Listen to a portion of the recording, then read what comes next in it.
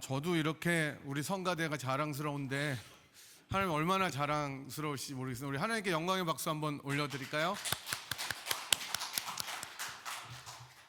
감사합니다. 자, 할렐루야. 옆에 계신 분들과 한번 반갑게 인사하겠습니다. 반갑습니다. 잘 오셨습니다. 네, 주의 사랑으로 축복합니다. 사랑합니다. 이렇게 다시 한번 인사하겠습니다. 네, 감사합니다. 지난주 한 주 동안 바람도 너무 많이 불고 그죠? 비도 많이 오고 그랬는데 날씨가 많이 춥습니다. 근데 우리 아까 말씀드렸지만 교회가 참 따뜻한 게 되게 좋은데 겨울에 감기 조심하시고 또 감기로 고생하셨던 분들도 계신데 여러분 특별히 좀 잘 몸을 따뜻하게 해서 건강하셨으면 좋겠습니다. 우리 아까 주 목사님께서도 기도하셨지만 우리 대한민국이 정말 전대미문의 위기를 경험하고 있는 거 잘 아실 겁니다. 가장 높은 지도자가, 국민을 섬겨야 될 지도자가 국민들을 향해서 총뿌리를 겨누다가 마침내 탄핵되는 굉장히 비극적인 일이 벌어졌습니다. 끝까지 뉘우치지 않는 모습도 저희들이 다 봤는데요. 이 비상한 시국에 주님의 공의가 철저하게 좀 이루어지고 안정과 평화가 찾아왔으면 좋겠습니다. 여러 가지 하여튼 뉴스를 켤 때마다 10분 간격으로 속보가 올라오는 게 너무 안타까운데요. 이게 양파 껍질 같이 까도 계속 새롭게 뭐가 나오니까 너무 힘들더라고요. 뉴스를 읽고 보는 게. 여러분, 우리 아까 또 기도에서도 같이 기도했지만 이럴 때일수록 우리가 기도하고 또 우리가 몸으로는 참여하지 못하잖아요. 한국에 가서 국회 앞에 갈 수도 없고 마음으로 참여해 주시고 교회들이 특별히 좀 침묵하지 아니하고 깨어서 하나님의 올바른 뜻을 전할 수 있는 그런 하나님의 기구가 되었으면 좋겠습니다. 여러분이 특별히 교회를 위해서 회개하고 또 기도하고 행동할 수 있도록 그렇게 좀 기도해 주셨으면 좋겠습니다. 지난 시간에 저희들이 누가복음 믿음의 여정 52번째 시간으로 하나님이 꼭 필요한 사람이라는 제목으로 말씀을 나누었는데요.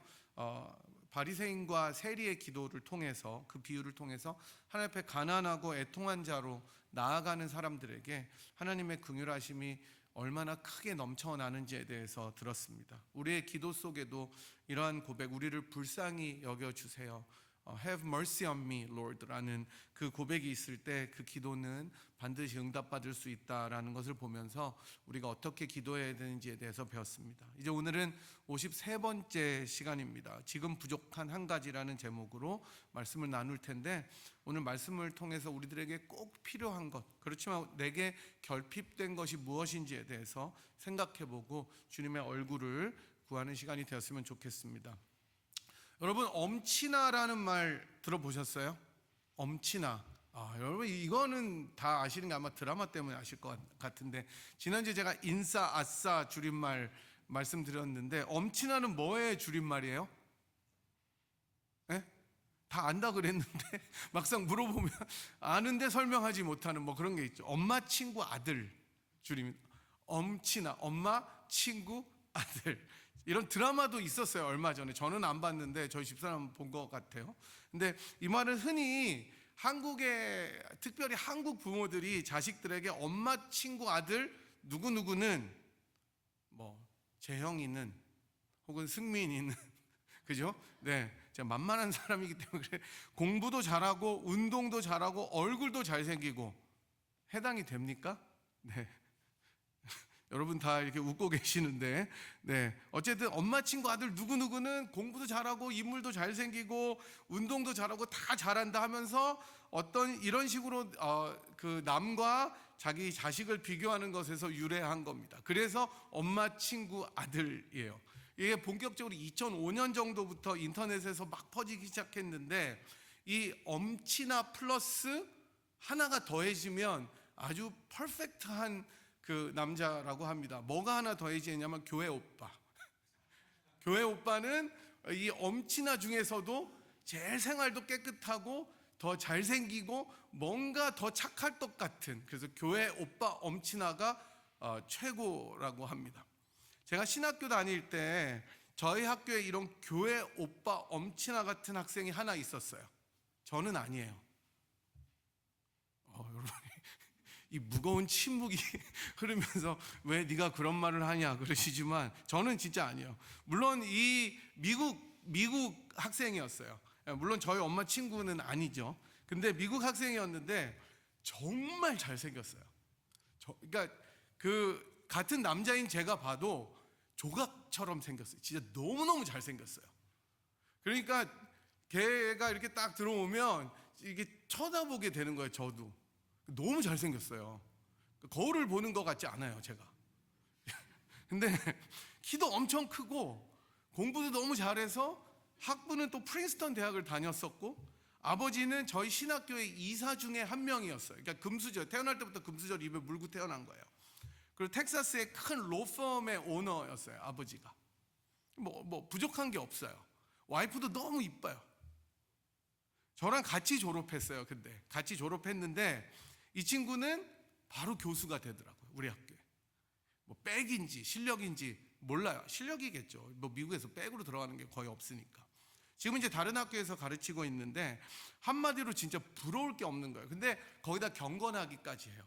아침에 학교에 오면 저희 교정에 이렇게 몇 개 큰 테이블이 야외에 있는데 거기 앉아서 성경을 딱 읽으면서 기도를 딱 하는데 야, 진짜 예수님이 내려오는 듯한 그런 그 모습이 있잖아요. 그래서 저도 모르게 이렇게 쳐다보게 되는, 키는 우리 현 집사님보다 더 크시고 인물은 저보다 훨씬 잘생겼고 그러니까 훨씬 잘생겼다고요. 예.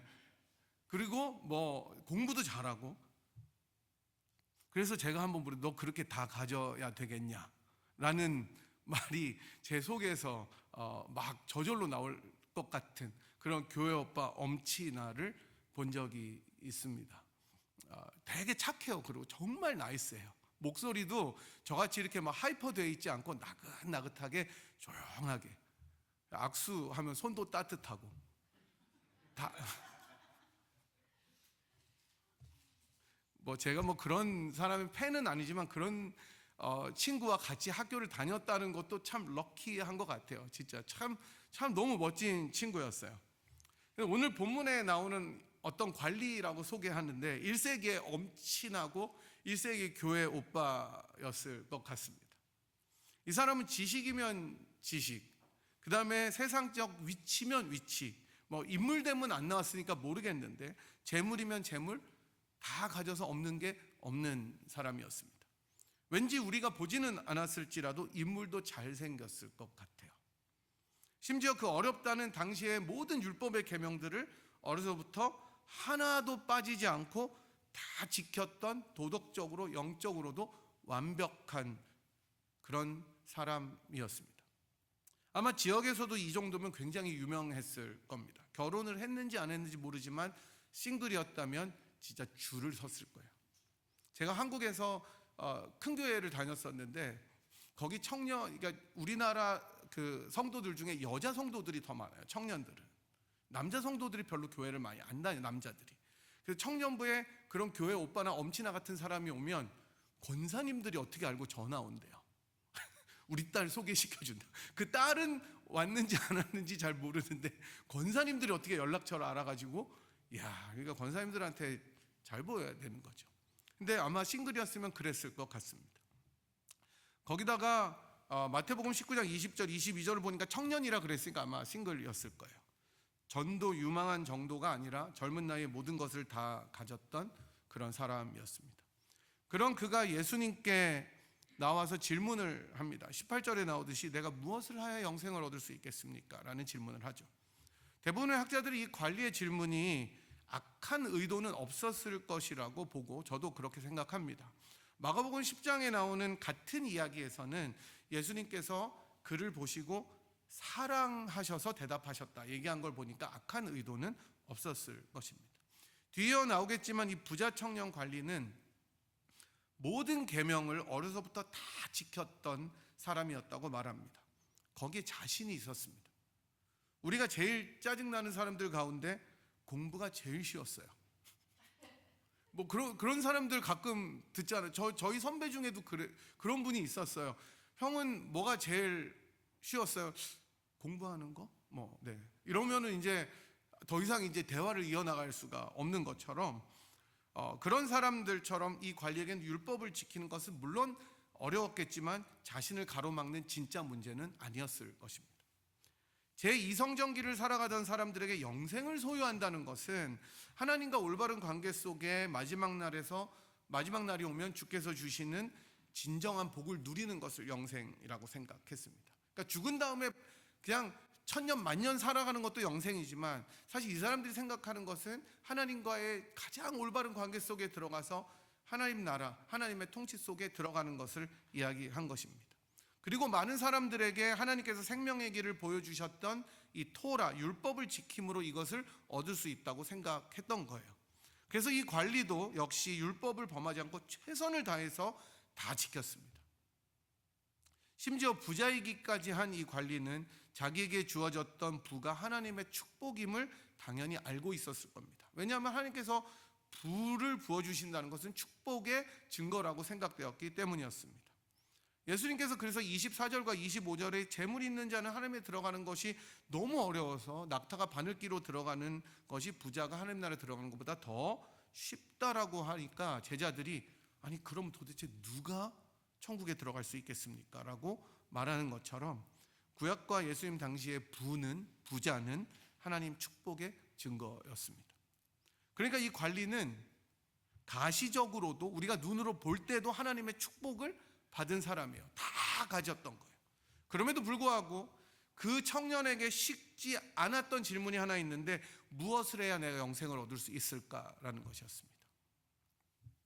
이렇게 무엇을 해야 영생을 얻는지, 즉 하나님 나라에 들어가는지에 대한 질문에 예수님께서는 무슨 일인지 이 사람이 바라는 것을 정확하게 대답해 주십니다.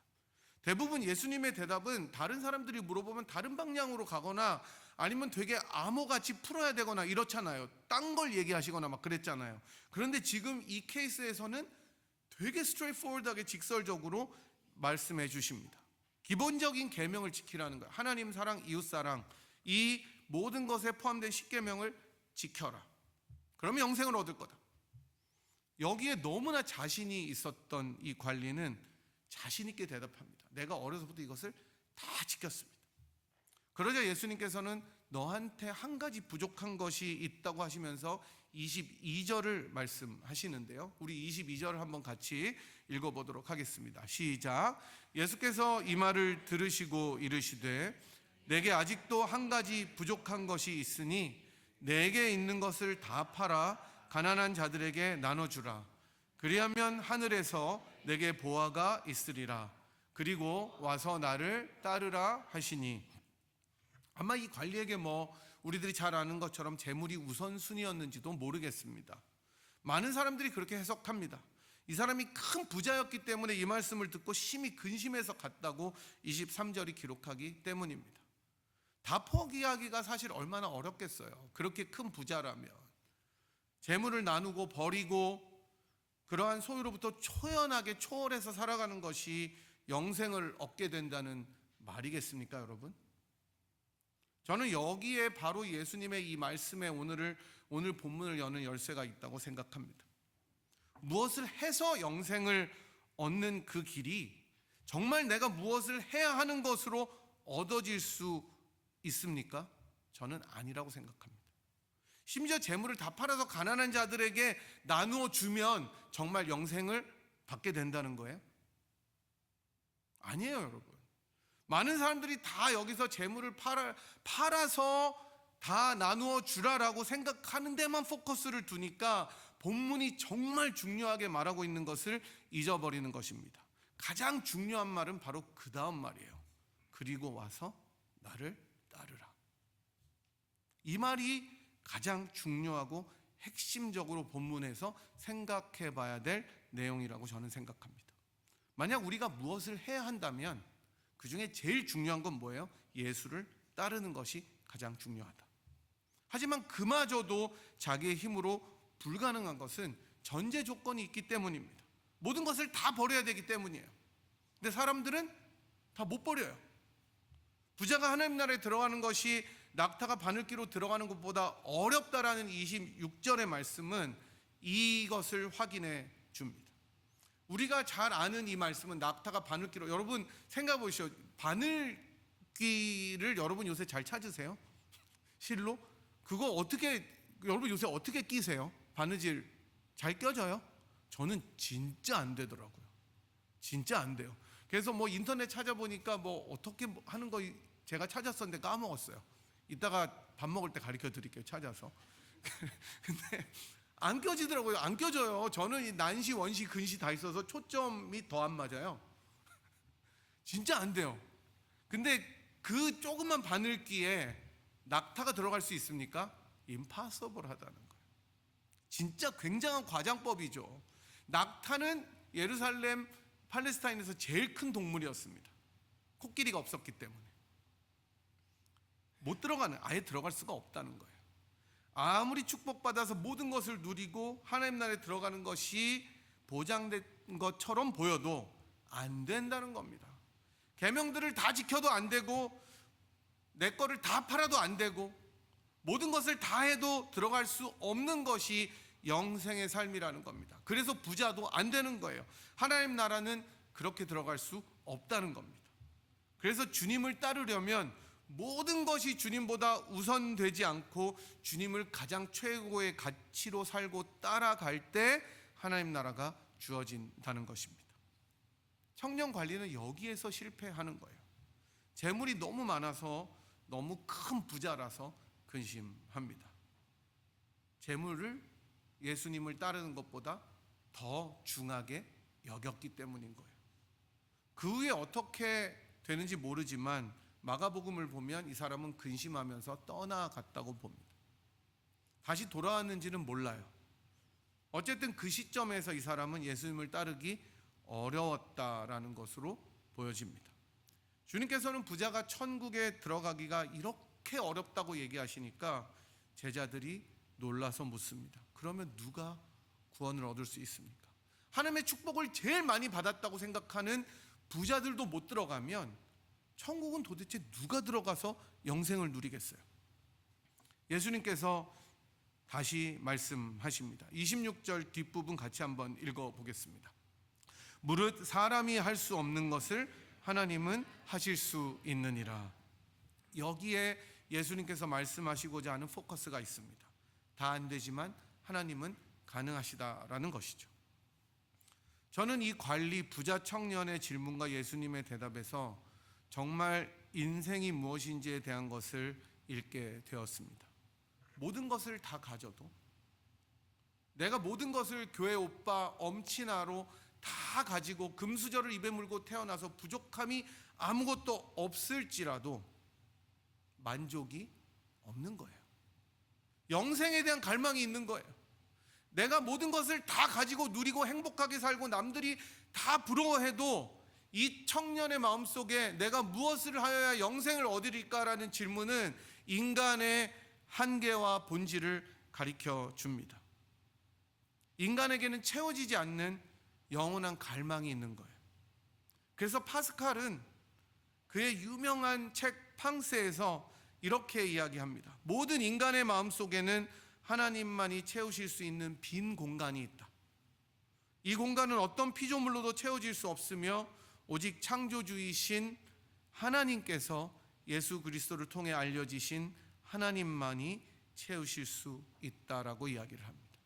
또 성 어거스틴은 자기의 컨페션 고백록에서 주님, 당신은 우리를 당신을 위해 창조하셨기에 우리의 마음은 당신 안에서 안식하기 전까지는 안식할 수 없습니다.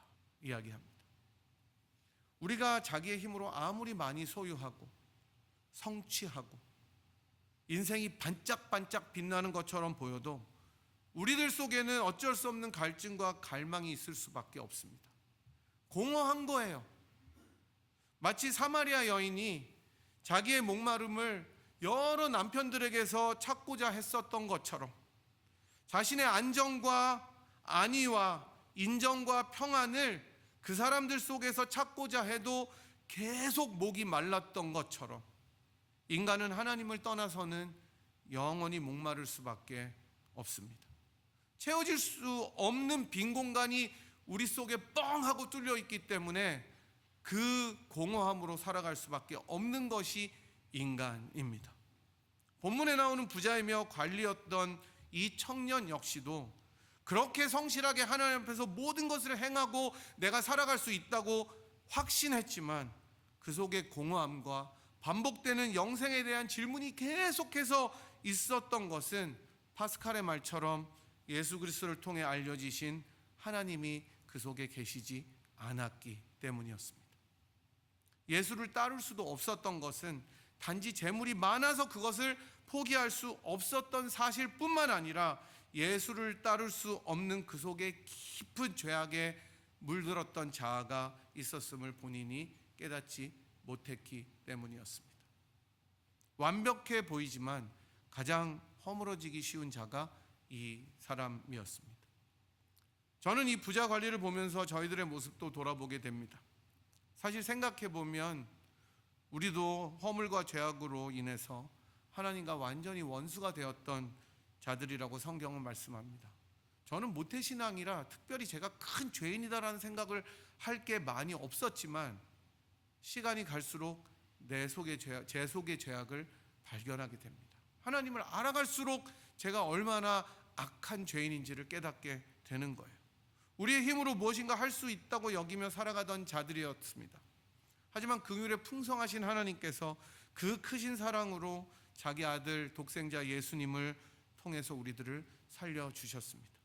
살리실 뿐 아니라 자녀로 입양하시고 유업을 상속하도록 만들어 주셨습니다.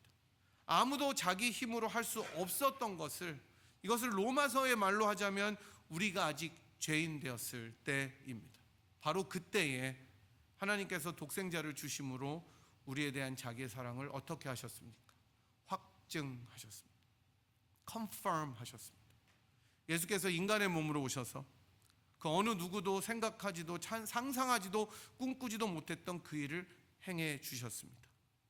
십자가에서 우리의 죄를 위해 대신 죽어 주셨습니다.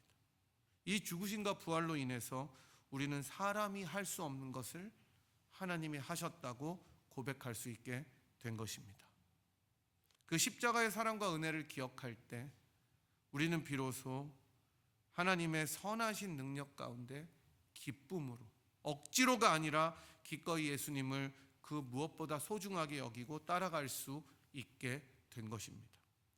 여러분, 이 세상의 종교들은 내가 무엇을 함으로 구원에 이른다고 이야기합니다. 그래서 불교에서는 깨달음을 위해서 108배를 행합니다. 무릎이 벗겨지도록 해야 됩니다. 계단을 오르내리며 수행해야 합니다. 힌두교도 명상과 요가를 통해서 그 신과 하나됨에 이룰 수 있다고 이야기를 합니다. 내가 뭘 해야 됩니다. 그래서 여러분, 그 엘리야와 싸웠던 바알과 아사랴의 선지자들 보면 자기 몸을 자해를 하잖아요. 내가 뭔가 something meaningful한 걸 해야 신이 감동하는 거예요. 하지만 우리가 믿는 기독교는 은혜를 강조합니다. 우리는 아무것도 할 수 없지만 그 모든 것을 누가 하신 거예요? 주께서 하셨습니다. 인간의 무력함과 하나님의 은혜를 대비합니다. 절대로 자신의 힘이나 어떤 것으로 구원에 이를 수가 없습니다. 기독교에서 구원은 일방적인 은혜입니다. 선물입니다.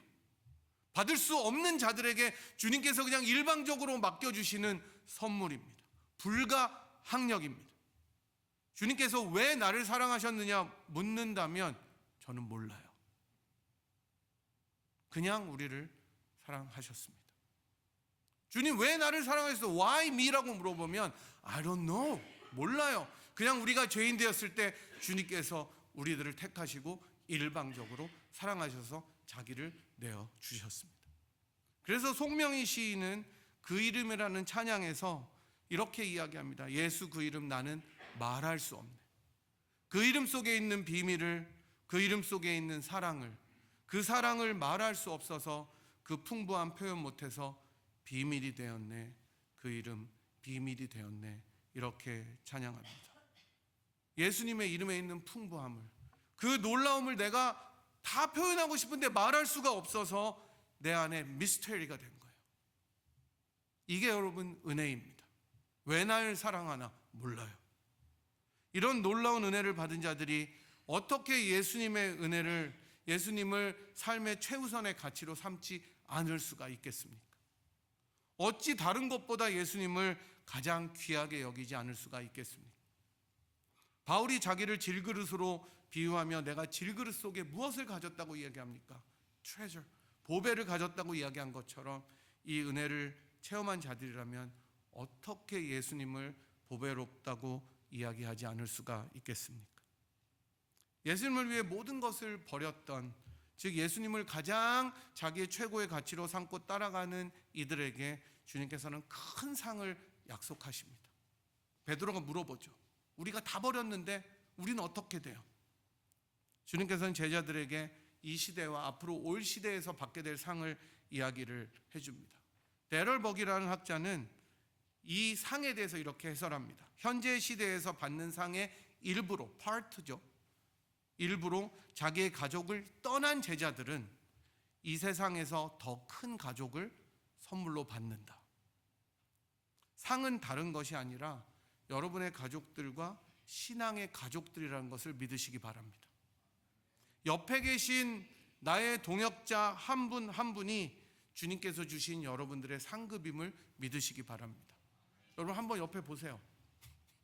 아우 또 왔네 그러면 안 돼요. 어떻게 이렇게 한 주도 안 빠지고 매주 오냐 이러시면 안 되고, 바로 옆에 계신 한 분 한 분이 여러분의 상급이요 주님께서 주신 선물이심을 믿으시기 바랍니다. 주께서 오는 세상에서도 영생과 더불어 큰 상급을 주실 것입니다. 상의 내용이 무엇이라고 나오지는 않지만 우리가 찬송가에서 고백하는 것처럼 주님을 직접 뵙는 것이 우리들의 상일 것입니다.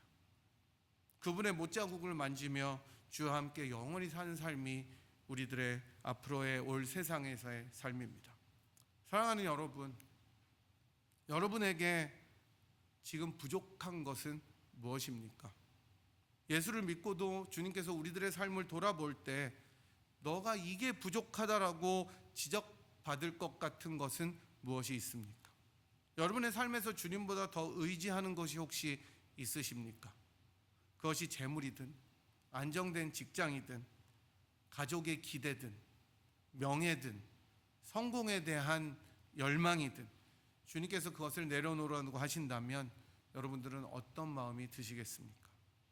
이 모든 것이 다 나쁘다고 하신 것은 아니지만 그것이 우리들의 우선순위가 되어 주님보다 앞선다면 그것은 우리를 하나님 나라로부터 점점 멀어지게 하는 장애물이 될 수가 있을 겁니다.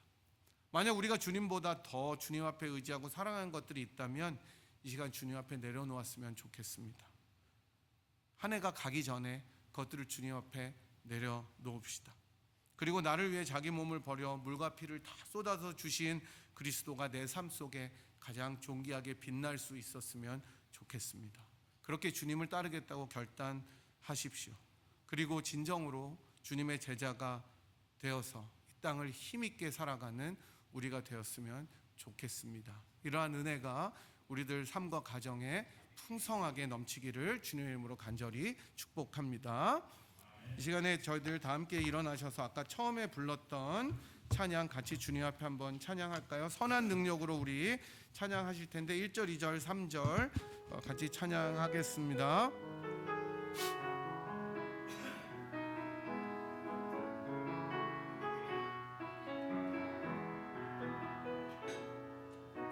주 선한 능력으로 안으시네, 그 크신 팔로 날 붙드시네. 절망 속에도 흔들리지 않고 사랑하는 주 얼굴 구하리. 선한 능력으로 일어서리, 선한 능력으로 일어서리. 만을 지어리 믿음으로 우리 고대함에 주 오실 그날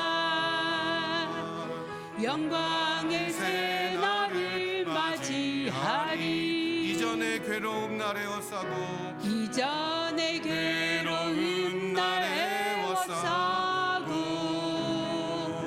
고난의 길을 걷는다 해도 주님께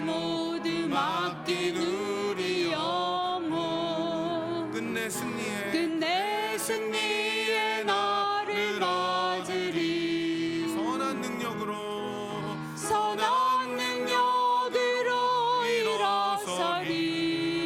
주만 의지하리 주만 의지하리. 믿음으로 우리 고대하네 주 오실 그날 영광의 새 날을 맞이하리. 주님이 마신 고난의 쓴 잔을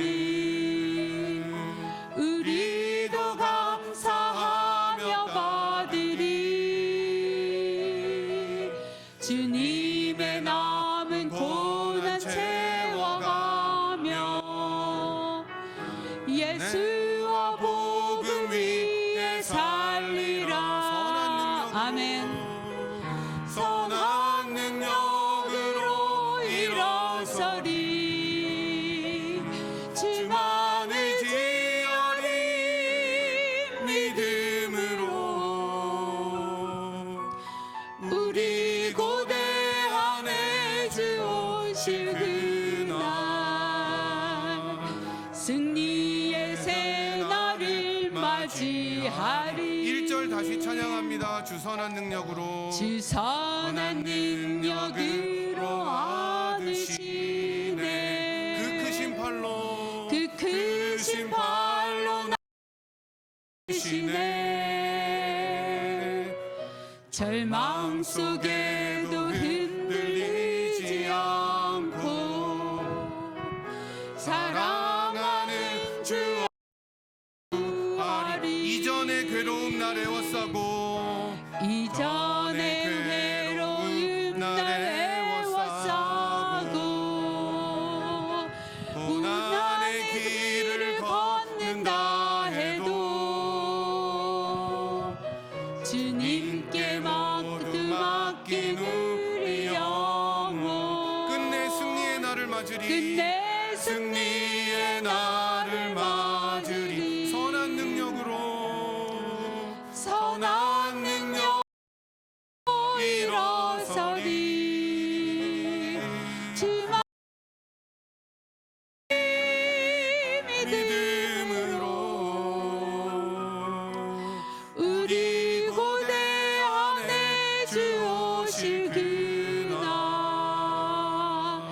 영광의 새 날을 맞이하리. 마지막으로 3절 합니다. 주님이 마신 고난의 주님이 마신 고난의 쓴 잔을 우리도 감사하며 받으리. 우리도 감사하며 받으리. 주님의 남은 고난 채워가며 예수와 복음 위에 살리라. 예수와 위에 살리라. 선한 능력으로 선한 능력으로 일어서리. 주만 의지하리. 믿음으로 우리 고대하네 주 오실 그날 승리의 새 날을 맞이하리.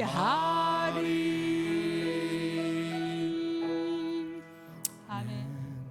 우리 시간에 같이 한번 기도할까요? 우리 들으신 말씀 고백한 찬양 생각하시면서 하나님, 주님, 예수님만이 우리 삶의 최고의 가치가 되게 그렇게 인생을 살아가게 하여 주시옵소서. 주님을 가장 여기는 우리의 인생, 우리의 가정, 우리의 교회가 되게 하여 주시옵시고, 우리가 이전에 괴로움이 날 에워싸고 고난의 일을 걷는다 해도 주님께 모든 것을 맡기며 승리할 날을 기다리고 예수와 복음 위에 살아가겠다고 결단하는 시간이 되었으면 좋겠습니다. 우리가 이러한 주님의 선한 능력을 의지하며 살아가는 인생 되게 하여 주시옵소서. 주님 한번 크게 부르고 주님 앞에 기도하도록 하겠습니다. 주여! 하나님 아버지 감사합니다. 이 시간에 저희들이 주님 앞에 선한 능력을 의지하며 주님 앞에 기도합니다.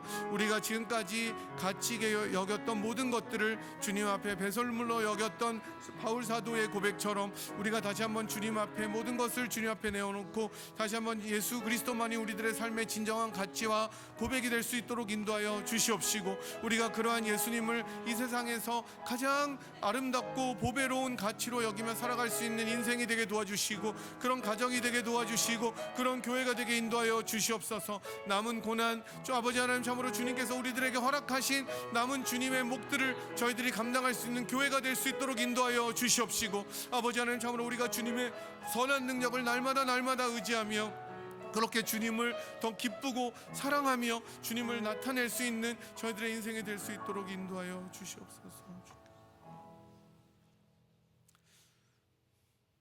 하나님 감사합니다. 모든 것을 다 가진 것처럼 보여도 우리들의 깊은 영혼 속에는 하나님만이 채우실 수 있는 공간이 있다는 것을 기억하면서 예수 그리스도를 우리 마음속에 가장 가치 있는 분으로 모시고 살아갈 수 있도록 저희들의 인생을 주장하여 주시옵소서.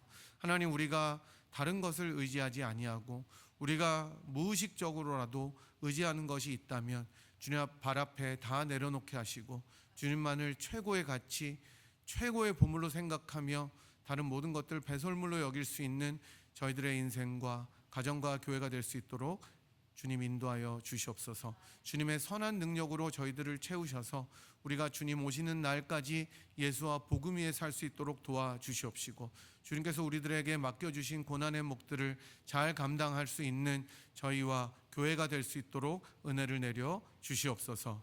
지금은 우리를 위하여 자기의 몸을 버려 물과 피를 다 쏟으시고 우리를 하나님의 자녀로 삼아주신 우리 구주 예수 그리스도의 무한하신 은혜와 그 아들을 아끼지 아니하시고 우리를 위하여 기꺼이 내어주신 하나님 아버지의 극진하신 사랑하심과 성령 하나님의 위로 교통 충만하심이 내 안에 질그릇에 있는 보배 예수 그리스도를 최고의 가치로 여기고 주 예수보다 귀한 것은 없다는 고백으로 이 땅을 살아가기로 결단하고 돌아가는 이 자리에 함께한 주의 백성들 한 분 한 분 머리머리 위에와 사랑하는 분이엘 제단 위에 지금부터 영원토록 함께 하시기를 간절히 축원하옵나이다. 아멘.